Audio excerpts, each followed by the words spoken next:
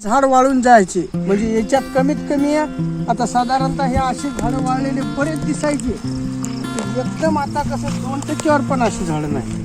सुरुवातीला असे दिसायचे का? हा, सुरुवातीला आम्ही ज्या वेळेस ही बायो डिस्लेरी काय म्हणाली तुम्ही ते बायोगोस्लरी बायोगोस्लेरी ही 20 लिटरची कॅन आम्ही समजा प्रत्येक पंपाला पहिली फवारणी जी आम्ही 400 मिली टाकलंय. बरं बरं बरं. नंतर तुम्हाला फोन लावूनच आम्ही विचारले की आता दुसरी फवारणी आमचा 16 लिटरचा पंप आहे, तुम्ही म्हणजे 600 ते अर्धा लिटर टाकून द्या, बिंदू बरोबर. काहीच होत नाही. हो हो. ते नाही तर बरंच याच्यात हे असं आम्हाला कुठं गेल्या वर्षीच असं बरंच आढळून आलं होतं. बरोबर. यंदा काहीच नाही, तेवढी मर नाही, काही नाही, बुरशी नाही, काहीच नाही. दिसते नाही पीक पाहूनच आता शेतकरी वर्ग दिवस बघतच असेल ना कसं हिरवगार पीक दिसते.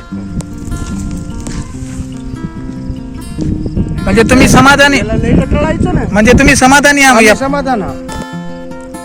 तुम्ही बघू शकता की त्या हरभऱ्यामध्ये कसा आलेला चेंज, पुन्हा हरभऱ्याची हाईट, पुन्हा हरभऱ्याने सोडलेले फुटवे, सोबत फुलं सुद्धा वाढलेली आहे. एकदम लसलशीत आणि हिरवागार हरभरा झालेला आहे आणि एकसारखी साईज.